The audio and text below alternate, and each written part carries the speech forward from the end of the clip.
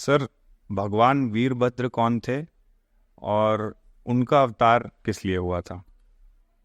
राजा दक्ष प्रजापति की बेटी सती का विवाह भगवान शंकर से हुआ था और सती के जिद करने के कारण राजा दक्ष ना चाहते हुए भी विवाह करने को तैयार हुए। तो इसलिए वो भगवान शंकर को पसंद नहीं करते। एक समय ऐसा आया जब उन्हें प्रजापति बनाया गया और वो ब्रह्मा के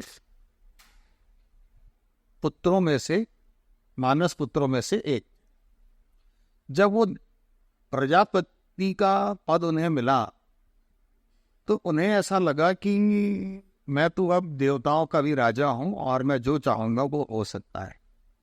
तो उन्होंने भगवान शंकर से बदला लेने के लिए कि भाई इन्होंने हमारी पुत्री को वरण किया है, पूरी कार्य योजना बनाई। फिर नारद जी से उन्होंने सलाह मशविरा किया। सलाह मशविरा में भगवान नारद ने बताया कि भगवान शिव से अगर लोहा लेना है तो ये साधारण बात नहीं है। आपको भगवान विष्णु को, भगवान ब्रह्मा को उस यज्ञ की रक्षा के लिए निमंत्रित करना होगा और उन्हें तैयार करना होगा। राजा दक्ष प्रजापति ने इसे स्वीकार करते हुए भगवान विष्णु और भगवान ब्रह्मा को तैयार किया। भगवान विष्णु को यज्ञकर्ता का मुख्य देवता बनाकर उन्होंने यज्ञ शुरुआत करने की बात कही। उन्होंने भूमंडल के सभी राजा, महाराजा, देवी देवताओं सबको उस यज्ञ में आमंत्रित किया, लेकिन भगवान शिव को आमंत्रित नहीं किया। भगवान शिव सर्वज्ञ थे। इधर नारद जी ने योजना के अनुसार भगवान शिव को बताने के लिए पहुंचे कि आपके ससुर जी ने एक बहुत बड़े यज्ञ का आवाहन किया है, कर रहे हैं। उसमें भगवान विष्णु जी भी हैं, भगवान ब्रह्मा जी भी हैं, बैठे हैं और उन्होंने सबको निमंत्रण दिया है, लेकिन आपको निमंत्रण नहीं दिया है। तो भगवान शंकर जी ने कहा कि ठीक है, कोई बात नहीं, अगर निमंत्रण नहीं दिया है, वो यज्ञ करना चाहते हैं तो वो यज्ञ करें। तो माता पार्वती को जब इसकी सूचना मिली तो उन्होंने कहा कि नहीं, पिताजी ने हमारे पति को निमंत्रण नहीं दिया है तो मैं नहीं जाऊंगी।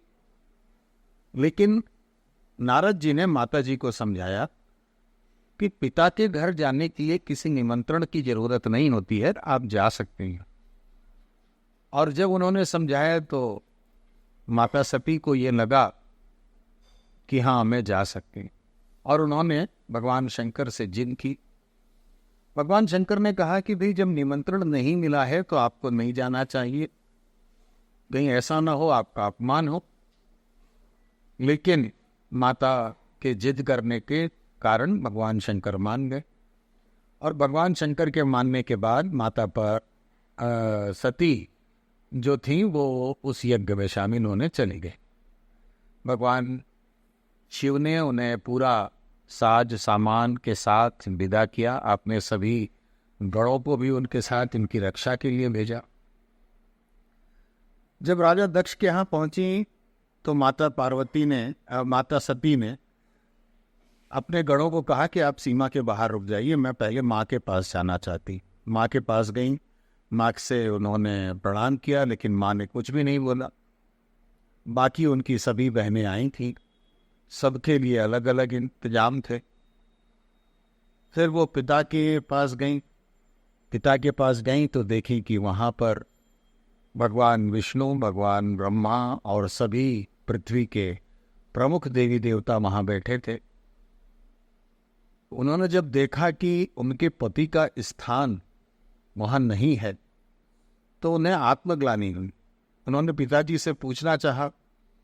पिताजी ने भी ये कहा कि बेटी, हमने तो तुमको निमंत्रण नहीं दिया था, लेकिन तुम आ गई हो तो तुम बैठो। तो यह सुनकर माता सती बहुत क्रोधित हो गई और क्रोधित होने के बाद वो रौद्र रूप अपनाकर उन्होंने यज्ञ में अपनी आहुति दी और यज्ञ में आहुति दी।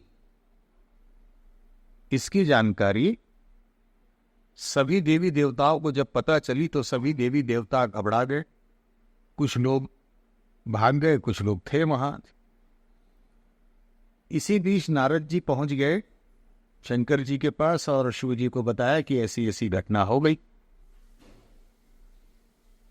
अति क्रोधित हो गए शंकर और अति क्रोधित होने के बाद उन्होंने अपनी जटा से एक बाल निकालकर धरती पर पटक दिया और वीरभद्र का जन्म इस प्रकार। वीरभद्र ने पूछा, पिताजी मेरे लिए क्या आज्ञा है?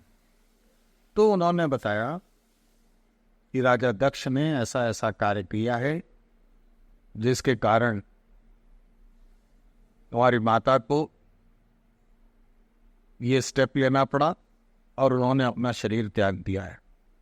मैं चाहता हूं कि इसका दंड राजा दक्ष को जरूर मिलना चाहिए। क्रोधित होकर जब वीरभद्र जी वहां से निकले, पहुंचे, उन्होंने यज्ञ का सत्यानाश कर दिया।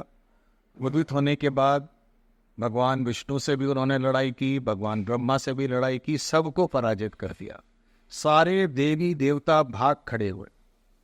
अब प्रश्न ये हुआ कि कैसे युद्ध को समाप्त किया जाए और यज्ञ को पूरा किया जाए। राजा दक्ष के अहंकार को भोजन करने का कार्य भगवान शिव ने किया और इसी प्रकार जो उत्पत्ति हुई भगवान वीरभद्र की वो इसीलिए हुई कि वो राजा दक्ष के अहंकार का सत्यानाश करें और राजा दक्ष को विनम्र होकर शिव से प्रार्थना करने के लिए कहें कि ये यज्ञ पूरा हो सके। फिर उन्होंने गौओं को, ब्राह्मणों को, भगवान विष्णु को आगे करके भगवान शंकर के पास गए, उनसे क्षमा याचना की। इसी तरह भगवान शंकर नाराज हुए और फिर उन्होंने उस यज्ञ को खाली पूरा करने की अनुमति प्रदान की और यज्ञ पूरा हुआ। लेकिन भगवान शिव बिना सती के नहीं रह सकते थे, तो उन्होंने सती के शरीर को लेकर आकाश में घूमना शुरू किया। पूरे वायुमंडल में, पूरे धरती पर अकाल छा गया और उस अकाल को दूर करने के लिए सब लोगों ने अलग अलग तरीके से भगवान शंकर की आराधना की, लेकिन वो किसी की बात को नहीं सुनते हैं और सती के शरीर को लेकर आकाश में विचरण करते हैं। यह भगवान शिव की सती के प्रति प्रेम कहानी है और उनके प्रेम को प्रदर्शित करती है।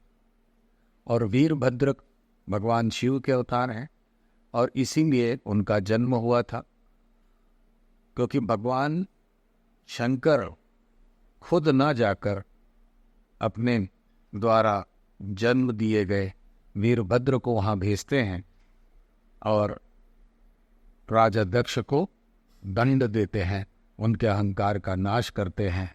इसलिए यह जरूरी है कि कभी भी अहंकार नहीं होना चाहिए।